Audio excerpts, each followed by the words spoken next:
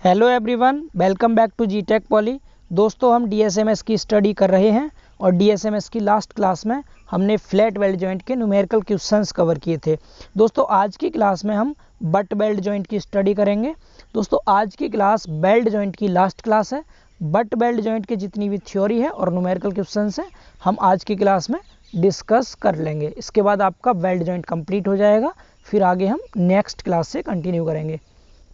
चलिए दोस्तों, स्टार्ट करते हैं आज की अपनी क्लास बट वेल्ड जॉइंट। तो देखिए, सबसे पहले हम देखेंगे बट वेल्ड जॉइंट किसे कहते हैं।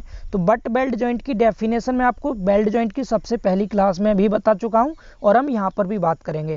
तो देखिए, किसे कहते हैं हम बट वेल्ड जॉइंट। तो बट वेल्ड में दोनों प्लेट्स के किनारों को एक दूसरे से सटाकर एक ही समतल में रखा जाता है और वेल्ड किया जाता है।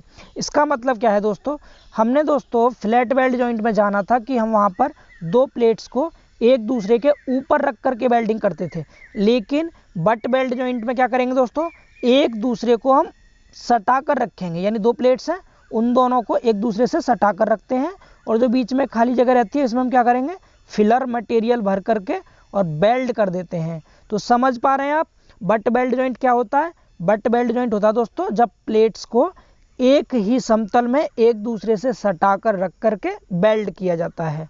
यही इंग्लिश में लिखा हुआ है, in the butt weld the edges of two plates are placed in same plane and welded to each other. यानी कि इसको सेम प्लेन में रखते हैं हम दोनों प्लेट्स को और एक दूसरे से वेल्ड कर देते हैं और इसे जोड़ देते हैं। समझ आ रहा है बट वेल्ड जॉइंट की डेफिनेशन। देखिए, मैंने यहाँ पर आपके लिए डायग्राम भी लेकर के आया हूँ, तो आप डायग्राम भी समझ सकते हैं। ध्यान से देखिए दोस्तों, ये पहली प्लेट है, ये फर्स्ट प्लेट हो गई हमारी, और ये कोई दूसरी प्लेट है। हमने इन दोनों प्लेट को एक ही समतल में एक दूसरे से सटा कर रख दिया। बीच में दोस्तों जो खाली जगह है, ये इसको हम बोलते हैं गैप। गैप बोलते हैं मतलब बीच में जो रिक्त स्थान है हमारा, जो खाली जगह है, इसको कह देंगे गैप। अब दोस्तों, हम जो किनारे दोनों जिनको हमने सटा के रखा है पास पास, सबसे पहले इन दोनों को फ्यूज करेंगे। हम इन दोनों को फ्यूज करेंगे तो इसको हमने कह दिया फ्यूजन फेस। यानी ये क्या होगा हमारे फ्यूजन फेस, एक इस साइड और एक इस साइड, ये दोनों हैं फ्यूजन फेस। इतना समझ आ रहा है। हम इस बीच वाले गैप में क्या करेंगे, फिलर मटेरियल भर देंगे यहाँ पर और दोनों को बेल्ट कर देंगे। बेल्ट करेंगे तो ये ऊपर वाला जो फेस है इसे बोल देंगे हम बेल्ट फेसेस। समझ आ रहा है। और जो इसकी यहाँ से यहाँ तक की थिकनेस है दोस्तों, ये वाली जितने पोर्शन में फिलर मटेरियल भरा गया है उसको कहते हैं हम थ्रोट थिकनेस, यानी कंठ मोटाई। तो समझ आ रहा है। एक प्लेट ली, यहाँ रख दिया इसको, इसके सामने दूसरी प्लेट को रख दिया, दोनों को एक दूसरे से सटा कर रखा और पहले इन दोनों के किनारों को हमने फ्यूज किया। इन किनारों को हमने फ्यूजन फेस कह दिया। ऊपर से हमने यहाँ पर वेल्ड कर दिया, इसको हमने वेल्डेड फेस कह दिया। और जितनी इसकी थिकनेस थी, जहाँ तक कि आपने फिलर मटेरियल भरा था, उसको हमने थ्रोट थिकनेस यानी कंठ मोटाई बोल दिया। समझ आ रहा है। ये इसका डायग्राम था, आसान डायग्राम है, आप समझ गए होंगे। अब देखिए दोस्तों आगे। दोस्तों, यहाँ पर एक नोट पॉइंट लिखा हुआ है, दोनों प्लेट्स के किनारे के आकार के अनुसार बेल्ट को अलग अलग नाम दिए गए हैं। मतलब जिन किनारों पर हम बेल्डिंग करेंगे, ये जो प्लेट थी, इन दोनों के जिन किनारों को बेल्ट किया जा रहा है, इन किनारों के कुछ आकार होंगे, कुछ शेप होगी। तो इसकी शेप के अनुसार हम इसको अलग अलग नाम देते हैं बट बेल्ट को। तो वो कौन कौन सी शेप होती है, उसके क्या क्या नाम होते हैं, तो हम आगे देखते हैं। देखिए, अब बट बेल्ट के परिमाप यानी बट बेल्ट डायमेंशंस। दोस्तों, मेनली ये 9 टाइप के होते हैं। हमने प्लेट्स की जिन किनारों को बेल्ट किया है, उन किनारों के शेप के अनुसार ही हम इनके नाम बताएंगे। तो आप एक एक करके बहुत ध्यान से समझेंगे। सबसे पहले हमने दोस्तों पहले टाइप में दोनों प्लेट्स को स्क्वायर फॉर्म में रखा हुआ है। यहाँ देखिए, यहाँ भी स्क्वायर, यहाँ भी स्क्वायर, और बीच में इनको खुला छोड़ दिया है, ओपन है दोनों। तो इसको हम कह देंगे खुला वर्ग, यानी कि इसको पेन स्क्वायर कहते हैं इंग्लिश में। ओपन स्क्वायर भी आप बोल सकते हैं। तो यहाँ पर प्लेट के दोनों किनारों को कैसे रखा गया, स्क्वायर की शेप में, एक वर्ग की शेप में रखा गया, इसीलिए हमने इसको कह दिया खुला वर्ग। ये पहला टाइप था। समझ आ गया। इसके बाद दोस्तों दूसरे टाइप की अगर हम बात करें, तो दूसरे टाइप में अगर आप यहाँ ध्यान से देखें तो यहाँ पर बी शेप बन रही है, आपको दिखाई दे रहा होगा। यहाँ पर ये बी शेप बन रही है। यहाँ देखिए, ये सिंगल बी बन रहा है, यानी एक बी बन रहा है। ABCD में जो वी आता है ना लास्ट में 22 नंबर पे, वो वाला बी बन रहा है। तो ये क्या हो गया, इसका नाम हो गया एकल बी या फिर सिंगल बी। समझ आ रहा है। अगर आप अगला डायग्राम देखें तो बेल्ट जिस किनारे को करते हैं उसकी शेप देखें आप, तो यहाँ पर 2 बी बन रहे हैं। एक तो सीधा भी बन रहा है इस तरह से, और एक इसमें उल्टा भी बन रहा है, नीचे से ऊपर की साइड ऐसे। समझ आ रहा है। तो यहाँ पर डबल बी कहेंगे इसको, यानी दोहरा बी, डबल बी हो गया। इसके बाद अगर आप आगे देखें तो यहाँ पर दोस्तों यू शेप बन रही है। इसको देखिए ध्यान से, यहाँ पर यू बन रहा है, ये यू, एक यू बन रहा, तो हमने इसको कह दिया एकल यू यानी कि सिंगल यू। यहाँ देखा आप तो दो यू बन रहे हैं, एक तो ऊपर बन रहा है और एक नीचे बन रहा है उल्टा ऐसे, तो यहाँ पर दो यू बन रहा है, इसलिए हमने ऐसे कह दिया डबल यू या फिर दोहरा यू। बीच में दोस्तों गैप जरूर छोड़ना है, जिसमें कि हम इसमें गैप में क्या भरेंगे, यहाँ पर फिलर मटेरियल भरेंगे। समझ आ रहा है। इसके बाद आगे देखेंगे, तो आगे अगर आप यहाँ देखते हो तो यहाँ पर एक जे बन रहा है, ये देखिए इसको ध्यान से, ये जे बन रहा है, तो एक जे बन रहा है, तो हमने इसको एकल जे या फिर सिंगल जे बोल दिया। अगर आप यहाँ देखा दोस्तों, यहाँ पर दो जे बन रहे हैं, एक तो सीधा बन रहा है इधर को और एक उल्टा जे बन रहा है ऐसे, तो ये दो जे हैं, इसका मतलब हम इसे कह देंगे डबल जे यानी दोहरा जे। इसके बाद आगे देखें आप, तो यहाँ पर वेवल शेप बन रही है दोस्तों। वेवल का मतलब क्या है, एक प्लेट तो आपको स्क्वायर की फॉर्म में ही रखनी है और एक प्लेट को क्रॉस कर देना थोड़ा सा, यहाँ से ऐसे तिरछा इंक्लाइन करना है, तो इसको बोलते हैं वेवल शेप। तो यहाँ पर एकल वेवल या फिर सिंगल वेवल बोलते हैं इंग्लिश में से। समझ आ रहा है। अगर आप अगले डायग्राम को देखें तो यहाँ पर दोनों तरफ वेवल शेप है, एक ऊपर से और एक नीचे से यहाँ से, तो इसको कह देंगे हम डबल वेवल। समझ आ गया होगा आई थिंक सो। ये 9 नाम थे टोटल, कौन कौन से, मैं आपको एक बार रिवाइज कर दूं दोस्तों। एक तो आपको पेन स्क्वायर याद रखना है यानी कि खुला वर्ग। इसके बाद आपको 3 लेटर याद रखने हैं, कौन कौन से, एक तो वी याद रखना है, एक यू याद रखना है और एक जे याद रखना है। तो आप इनको क्या कह देंगे, एक बार बोल देंगे सिंगल वी फिर double V, single U double U, single J double J. इस तरह 6 ये हो गए। एक आपका पेन स्क्वायर हो गया था, 7 हो गए, और 2 लास्ट में थे जो कि वेवल थे। दोस्तों आपको 2 टॉपिक अब बहुत अच्छे से क्लियर हो गए कि बट वेल्ड क्या है और बट वेल्ड के शेप क्या क्या होते हैं। अब आगे देखिए, बट वेल्ड जोड़ से संबंधित कुछ महत्वपूर्ण पद यानी some important terms related to butt weld joint. तो इसमें सबसे पहला है प्रभावी लंबाई यानी इफेक्टिव लेंथ। तो देखिए बट वेल्ड जॉइंट की इफेक्टिव लेंथ क्या होती है दोस्तों। तो बट वेल्ड जोड़ की प्रभावी लंबाई वास्तविक लंबाई के बराबर ली जाती है। दोस्तों मैंने आपको फ्लैट वेल्ड जॉइंट में भी बताई थी इफेक्टिव लेंथ, वहाँ मैंने आपको बताया था कि फ्लैट वेल्ड जॉइंट की जो इफेक्टिव लेंथ होती है वो क्या होती है, वास्तविक लंबाई में से हम माइनस करते थे 2s, तो वो निकल के आती थी हमारी फ्लैट वेल्ड जॉइंट की इफेक्टिव लेंथ। लेकिन बट वेल्ड जोड़ की इफेक्टिव लेंथ क्या होती है दोस्तों, तो इसमें से हम 2s माइनस नहीं करते, ओनली वास्तविक लंबाई के बराबर होती है आपकी बट वेल्ड जॉइंट की effective length. I hope so आपको समझ आ गया होगा कि वास्तविक लंबाई और प्रभावी लंबाई इसमें दोनों बराबर होती हैं बट वेल्ड जॉइंट में। तो यही इंग्लिश में लिखा है, the effective length of the butt weld joint is taken equal to the actual length, यानी इफेक्टिव लेंथ एक्चुअल लेंथ के बराबर होगी। समझ आ गया इतना। अब आगे देखिए इसका दूसरा पॉइंट। दूसरा पद है दोस्तों प्रभावी कंठ मोटाई यानी इफेक्टिव थ्रॉट थिकनेस। तो दोस्तों इफेक्टिव थ्रॉट थिकनेस मैंने आपको फ्लैट वेल्ड जॉइंट में भी समझाई थी। मैंने वहाँ आपको फॉर्मूला बताया था कि T इक्वल टू होता है K इंटू एस, ठीक है। तो वहाँ मैंने क्या बताया था कि आपकी प्रभावी कंठ मोटाई जो होती है फ्लैट वेल्ड जॉइंट में वो एस की वैल्यू पर डिपेंड करती है। के की वैल्यू तो फिक्स थी, 0.70 यूज कर रहे थे हम, और एस क्या था, साइज ऑफ वेल्ड। तो प्रभावी कंठ मोटाई वहाँ पर साइज ऑफ वेल्ड पर डिपेंड करती थी, लेकिन बट वेल्ड जॉइंट पर दोस्तों ये साइज ऑफ वेल्ड पर डिपेंड नहीं करेगी। तो मैं आपको दोस्तों यहाँ पर फ्लैट वेल्ड जॉइंट से रिलेट करके टॉपिक को इसीलिए समझा रहा हूँ ताकि आपको एग्जाम टाइम पर कोई भी कंफ्यूजन ना रहे। अगर क्वेश्चन फ्लैट वेल्ड जॉइंट का होगा तो टी की वैल्यू आप इस फॉर्मूले से निकालेंगे, लेकिन बट वेल्ड जॉइंट का होगा तो आपको ये फॉर्मूला यूज नहीं करना है। समझ आ रहा है। तो देखिए यहाँ पर मैंने बट वेल्ड जॉइंट की प्रभावी कंठ मोटाई को 2 टाइप से क्लासीफाई किया है, मैंने ए और बी करके समझाया आपको। तो सबसे पहले ए में लिखा हुआ है दोस्तों, यदि पूरक धातु पूरी गहराई तक पहुंची हो तो प्रभावी कंठ मोटाई प्लेट की मोटाई के समान ली जाती है। कहने का मतलब ये है दोस्तों कि बट वेल्ड जॉइंट में जो हम प्रभावी कंठ मोटाई लेंगे वो डिपेंड करेगी पूरक धातु की गहराई पर। यानी जो हम पूरक धातु मतलब जो फिलर मटेरियल था वो आपके बट जॉइंट में जो गैप बनाया था बीच में हमने, उस गैप में पूरी गहराई तक प्रवेश करता है या नहीं। मतलब जैसे मैंने यहाँ पर कोई 2 प्लेट ली और इन प्लेट्स के बीच में यहाँ पर ये गैप है, तो इस गैप में जब हम ये फिलर मटेरियल भरेंगे तो ये फिलर मटेरियल प्लेट की बिल्कुल नीचे की गहराई तक, यहाँ तक नीचे तक पहुँचता है या नहीं। अगर ये नीचे तक पहुँचता है तो आपकी जो टी की वैल्यू होगी दोस्तों इफेक्टिव थ्रॉट थिकनेस, वो प्लेट की मोटाई के बराबर ही ली जाएगी। समझ पा रहे हैं। तो तो अब आप कैसे पहचानेंगे कि जो आपका पूरक धातु है वो पूरी गहराई तक पहुंचेगा या नहीं पहुंचेगा? तो दोस्तों जितने भी मैंने आपको बट जॉइंट पढ़ाए थे उनमें जो डबल बट जॉइंट थे उनमें फिलर मटेरियल आपका पूरी गहराई तक पहुंचता है, और जो सिंगल थे उनमें फिलर मटेरियल पूरी गहराई तक नहीं पहुंचता है। समझ आ रहा है? तो आपको बट बेल्ट जॉइंट की जो प्रभावी कंठ मोटाई निकालनी है वो किस अकॉर्डिंग निकालनी, किसके अकॉर्डिंग निकालनी है? अगर आपका डबल बट जॉइंट दे रखा है क्वेश्चन में तो आप प्रभावी कंठ मोटाई जो लेंगे वो दोस्तों प्लेट की मोटाई के समान लेंगे। समझ आ रहा है? प्लेट की मोटाई के समान क्यों लेंगे? क्योंकि इसमें फिलर मटेरियल पूरी गहराई तक पहुंच जाता है। मैं अभी आपको क्वेश्चन कराऊंगा, वहां से आपको और अच्छे से क्लियर हो जाएगा। अभी के लिए आप सिर्फ इतना याद रखें कि यदि आपका डबल बट जॉइंट है तो उसमें फिलर मटेरियल पूरी गहराई तक पहुंच जाता है, और जिसमें फिलर मटेरियल पूरी गहराई तक पहुंचता है उसमें हम प्रभावी कंठ मोटाई प्लेट की मोटाई के समान ही लेते हैं। समझ आ गया? अब दूसरा देखिए बी पार्ट। इसमें बी में मैंने लिखा हुआ है दोस्तों, जब पूरक धातु पूरी गहराई तक नहीं पहुंचती है तब प्रभावी कंठ मोटाई जो होती है वो प्लेट की मोटाई के 5/8 गुनी ली जाती है।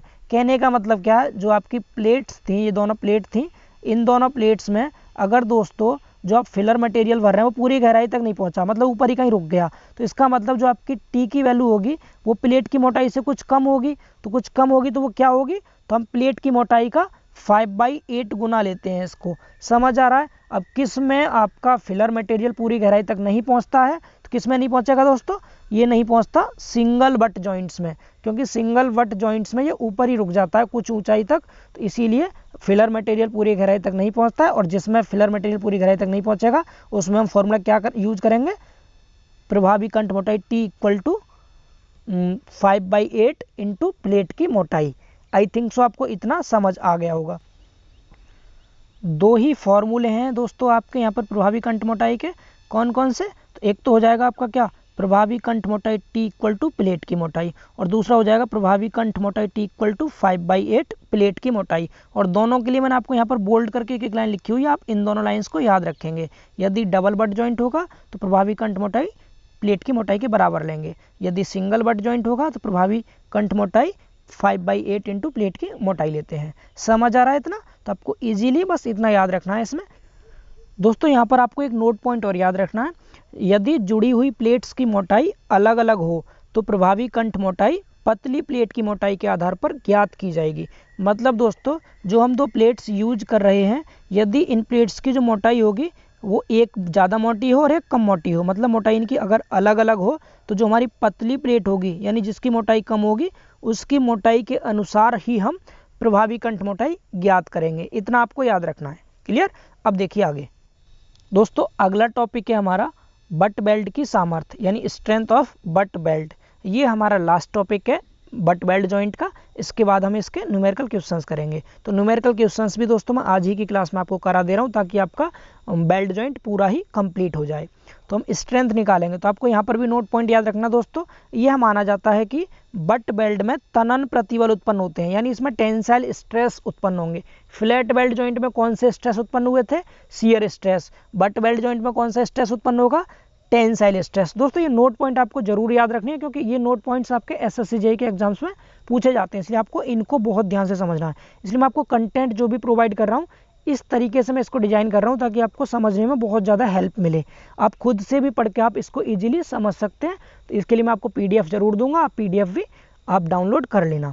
तो अब देखिए दोस्तों, यदि T बराबर प्रभावी कंठ मोटाई हो जो कि mm में होगी, और L बराबर प्रभावी लंबाई हो ये भी mm में होगी, और FT बराबर अनुगेय तनन प्रतिबल न्यूटन पर mm² में हो, तो और P बराबर बेल्ट की सामर्थ्य यानी न्यूटन में हो। तो ये चार चीज़ें जिनके सिंबल मैंने दे रखे हैं। T क्या हो गया? प्रभावी कंठ मोटाई, L हो गया प्रभावी लंबाई, FT हो गया अनुगेय तनन प्रतिबल, और P हो गया बेल्ट की सामर्थ्य। तो जो आपके बट बेल्ट की सामर्थ्य होगी दोस्तों उसका फॉर्मूला क्या होगा? तो उसका ये फॉर्मूला आपको याद रखना है। एक ही फॉर्मूला है, इसी पे बेस्ड क्वेश्चन है। दो क्वेश्चन मुश्किल से हैं और आसान क्वेश्चन है, मैं दोनों आपको आज ही की क्लास में करा दे रहा हूँ। तो बट बेल्ट की जो सामर्थ्य होगी, आपको पता है दोस्तों स्ट्रेंथ क्या होती है, जितना मैक्सिमम लोड ये बियर कर लेगा बट बेल्ट जॉइंट। तो लोड आप जानते हैं, लोड कैसे निकालते हैं हम, यानी लोड इक्वल टू जो निकालते हैं दोस्तों हम वो निकालते हैं stress into area. Stress into area पता है ना आपको इतना। तो अब यहाँ पर हम क्या करेंगे, जो आप स्ट्रेंथ निकालेंगे यानी बट बेल्ट जोड़ की सामर्थ्य P इक्वल टू क्या हो जाएगी? एरिया तो लेंगे हम यहाँ पर प्रभावी यानी प्रभावी क्षेत्रफल, और प्रतिबल लेंगे हम यहाँ पर अनुगेय तनन प्रतिबल। तो स्ट्रेस तो हो जाएगा टेंसाइल स्ट्रेस और एरिया होगा आपका इफेक्टिव एरिया। तो P इक्वल टू क्या बन जाएगा, क्षेत्रफल हो जाएगा आपका लंबाई, लंबाई क्या आपकी प्रभावी लंबाई, इंटू मोटाई, मोटाई क्या है प्रभावी कंठ मोटाई, तो L इंटू टी, ये तो हो गया क्षेत्रफल, और अनुगेय तनन प्रतिबल हो जाएगा FT, ठीक है, जो कि तनन प्रतिबल था। तो P बराबर ओवरऑल जो आपका फॉर्मूला आ गया, आपको ये याद रखना है, L into T into FT। और फ्लैट वेल्ड जॉइंट में फॉर्मूला क्या था, L into T into FS, वहाँ पर T की वैल्यू हम K इंटू S लेते थे। समझ आ गया इतना। तो दोस्तों अब बात करते हैं हम न्यूमेरिकल क्वेश्चंस की। तो देखिए दोस्तों, सबसे पहला न्यूमेरिकल क्वेश्चन है 100 mm गुणा 10 mm माप की 2 चपटी पट्टी बट बेल्ट द्वारा जोड़ी गई हैं। यदि अनुगेय तनन प्रतिबल 142 न्यूटन पर mm² हो तो निम्न प्रकार के बेल्ट की सामर्थ्य ज्ञात कीजिए। निम्न प्रकार से मतलब यहाँ पर दो टाइप के आपको बेल्ट दे रखे हैं, एक तो दे रखा है सिंगल बी बट बेल्ट और दूसरा दे रखा है डबल यू बट बेल्ट। तो आपको सिंगल बी बट बेल्ट और डबल यू बट बेल्ट की स्ट्रेंथ निकालनी है, सामर्थ्य निकालनी है। बाकी कुछ डायमेंशंस आपको क्वेश्चन में दी गई हैं। ये क्वेश्चन इंग्लिश में यहाँ लिखा हुआ, आप इंग्लिश में खुद से रीड कर सकते हैं, इससे हमारा टाइम बचेगा, आप खुद से पढ़ लेंगे इंग्लिश में।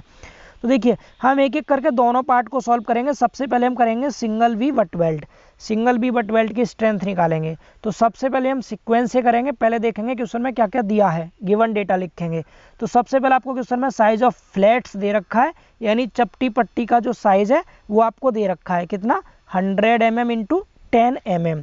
समझ पा रहे हैं आप, तो हमने पहले साइज लिख दिया इसका। इसके बाद आपको क्वेश्चन में दूसरा दे रखा है अनुगेय तनन प्रतिबल यानी परमिजिबल टेंसाइल स्ट्रेस FT का मान कितना है 142 न्यूटन पर mm²। तो हमने इसको भी लिख दिया 142 न्यूटन पर mm²। यहाँ तक समझ आ गया। अब आगे देखिए दोस्तों, क्योंकि दोस्तों ये सिंगल बी बट वेल्ड है, मतलब सिंगल बट वेल्ड है ये, और सिंगल बट वेल्ड की कंडीशन में मैंने आपको अभी अभी बताया था कि यहाँ पर फिलर मेटल पूरी गहराई तक नहीं पहुँचेगा। जब आप इसको जॉइंट में भरते हैं, मतलब बट वेल्ड जॉइंट करेंगे, तो जो आपका फिलर मेटल है ये सिंगल बी बट में पूरी गहराई तक नहीं पहुंचेगा, और जिसमें पूरी गहराई तक फिलर मटेरियल नहीं पहुंचता है उस केस में हम इफेक्टिव थ्रोट थिकनेस यानी प्रभावी कंठ मोटाई T कितना लेते हैं 5/8 into thickness of flat, flat कह लो या प्लेट कह लो। तो यहाँ फ्लैट है तो फ्लैट रखेंगे, ठीक है। तो यहाँ से हमने क्या निकाल लिया, अपनी T की वैल्यू निकाल ली 5/8 गुणा 10 यानी 6.25 mm आ गई T की वैल्यू। इतना समझ आया। इसके बाद इफेक्टिव लेंथ देखेंगे। तो इफेक्टिव लेंथ क्या बताया था मैंने आपको, यहाँ पर प्रभावी लंबाई वास्तविक लंबाई के बराबर होती है। और फ्लैट की लंबाई कितनी है, फ्लैट की लंबाई दोस्तों यहाँ पर आपको 100 mm दे रखी है और फ्लैट की मोटाई 10 mm दे रखी थी। समझ आ रहा है। तो हमने यहाँ पर लेंथ ऑफ प्लेट की जगह फ्लैट की लेंथ ले ली 100 mm। तो हमें यहाँ से T की वैल्यू पता चल गई, L की वैल्यू पता चल गई, और क्वेश्चन में आपको FT दे ही रखा था। हमने यहाँ पर स्ट्रेंथ का फॉर्मूला लगा दिया। तो स्ट्रेंथ का फॉर्मूला क्या होगा दोस्तों, स्ट्रेंथ का फॉर्मूला होता है P equal to L into T into FT। अभी अभी मैंने आपको बताया था। L की जगह पर आपने 100 रख दिया, T की जगह पर 6.25 रख दिया, FT की जगह 142 रख दिया।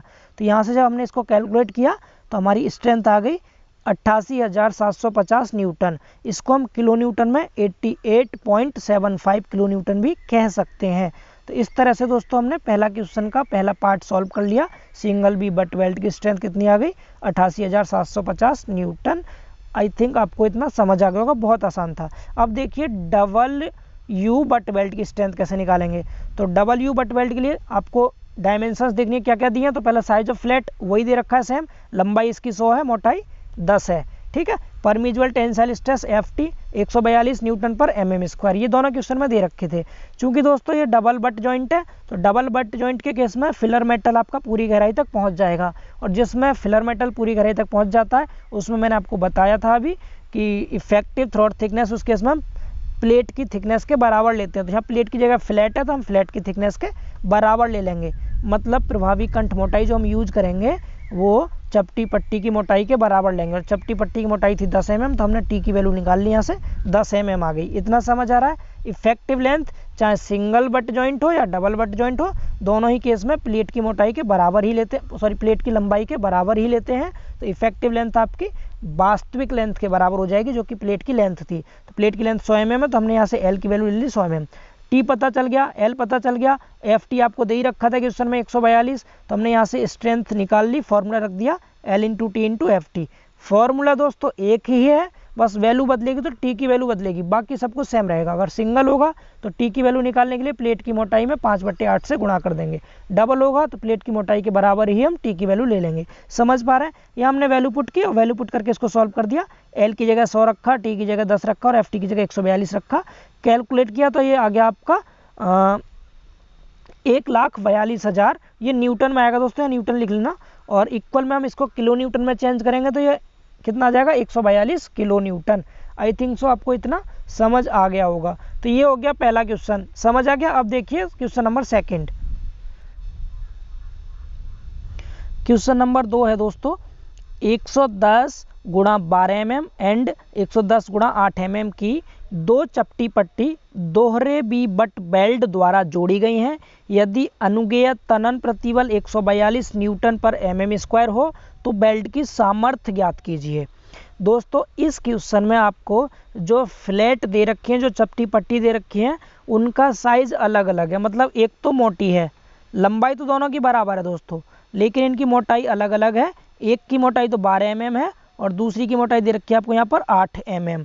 समझ आ रहा है इतना? तो इनकी मोटाइयाँ अलग अलग है। तो मैंने आपको अभी थोड़ी देर पहले एक नोट पॉइंट बताया था कि जब भी दो प्लेट्स की मोटाई अलग अलग हो तो हमें पतली वाली प्लेट की मोटाई को लेकर के क्वेश्चन को सॉल्व करना है। समझ आ रहा है? तो सबसे पहले हम इस क्वेश्चन में गिवन डेटा लिखेंगे। तो गिवन डेटा में आपको क्या क्या दे रखा है?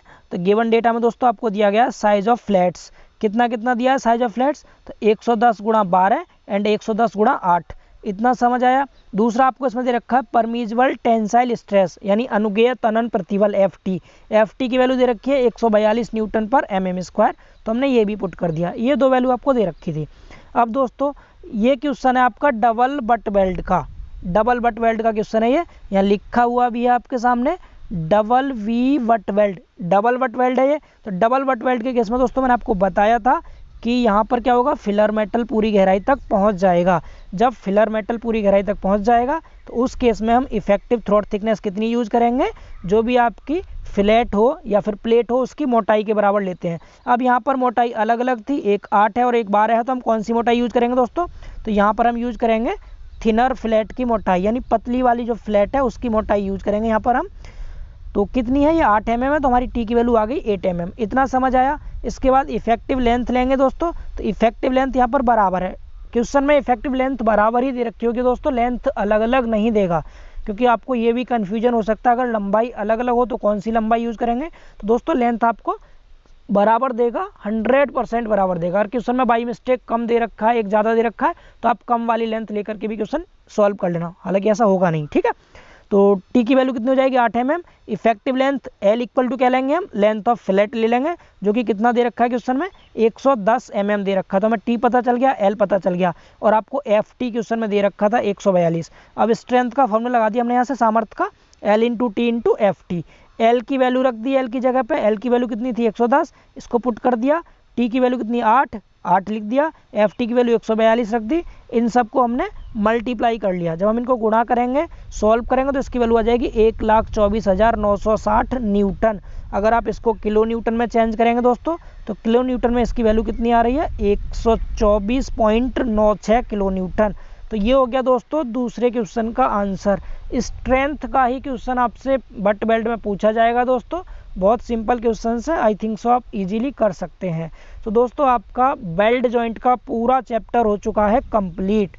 अब दोस्तों हम आगे स्टार्ट करेंगे टेंशन मेंबर से, इसके बाद हम नेक्स्ट चैप्टर पढ़ेंगे टेंशन मेंबर। दोस्तों आज की क्लास तो हो चुकी है हमारी कंप्लीट, लेकिन दोस्तों मैं आपके पास 1 मिनट और लेना चाहूँगा। दोस्तों सबसे पहले तो आपको एक बड़ा सा थैंक्स कि आपने मुझे इतना प्यार और सपोर्ट किया। मैंने आप सभी के कमेंट्स पढ़े थे दोस्तों, तो आप सब ने लिखा है कि मेरी वीडियोस से दोस्तों आपको बहुत ज़्यादा हेल्प हो रही है। तो मुझे बहुत खुशी की बात है ये मेरे लिए कि मेरी थोड़ी सी भी मेहनत से अगर आपकी हेल्प हो पा रही है तो दोस्तों आपके एग्ज़ाम की डेट कंफर्म हो गई है। 18 सितंबर से आपके एग्ज़ाम है फाइनल ईयर वाले बच्चों के। तो और आपका जो DSMS का सिलेबस है वो 50% लगभग कवर हुआ, 50 भी नहीं 40% ही कहेंगे अभी हम, क्योंकि हमने 3 चैप्टर अभी कवर किए हैं। तो आगे जो आपका सिलेबस रह गया है, जिसमें कि हम टेंशन मेंबर पढ़ेंगे, कंप्रेशन मेंबर पढ़ेंगे, कॉलम बेस पढ़ेंगे, अभी काफ़ी कुछ रह गया है। तो दोस्तों अब मैं आपके लिए थोड़ा सा जो टाइम है हमारी वीडियोज़ का उसे बढ़ाऊंगा, मतलब 1-1 घंटे की क्लास आपको मैं प्रोवाइड करूंगा अब टेंशन मेंबर में आपको 2 वीडियोज में कंप्लीट कर दूंगा, इसी तरह से कंप्रेशन मेंबर भी। तो आने वाले टाइम में मैं लगभग 1 सप्ताह में आपका पूरा DSMS कंप्लीट करा दूंगा विद न्यूमेरिकल क्वेश्चंस। तो दोस्तों आपको जीटेक पॉली के साथ इसी तरह से जुड़े रहना है और अपना प्यार बनाए रखना है। तो मैं आपका कंटेंट बस अभी टेंशन मेंबर टाइप कर लूँगा, तो कल को मैं आपको सुबह ही मॉर्निंग में, आई थिंक सो रात को मैं रिकॉर्ड कर लूँगा वीडियो, तो सुबह आपको मॉर्निंग में ही टेंशन मेंबर की वीडियो मिल जाएगी। इसके बाद मैं कंप्रेशन मेंबर्स और आगे के जितने भी चैप्टर्स हैं उन्हें जल्दी से जल्दी कवर करने की कोशिश करूँगा। फिर मैं आपको 2019 का दोस्तों मैंने आपको सरन का एक वीडियो रिकॉर्ड करके दे दिया था ऑलरेडी पहले, उस पर भी आपने काफ़ी अच्छा प्यार दिया, आप लगभग उस पर 1K व्यूज होने वाले हैं। तो इसी तरह से मैं आपको 1-2 पेपर और सॉल्व करा दूंगा ओवरऑल कोर्स कंप्लीट होने के बाद। तो आपको दोस्तों चैनल से इसी तरह से जुड़े रहना है। अब आप DSMS को छोड़ के बाकी और सब्जेक्ट्स आप अपना पढ़ सकते हैं थोड़ा बहुत बुक्स की हेल्प से या अदर जहाँ से भी पढ़ रहे हैं, बट DSMS की टेंशन आप बिल्कुल ना लें दोस्तों। उसको आपको 10 तारीख तक, 18 से आपके एग्जाम है, तो 10 सितंबर तक आपका DSMS पूरा कंप्लीट कराना मेरी जिम्मेदारी।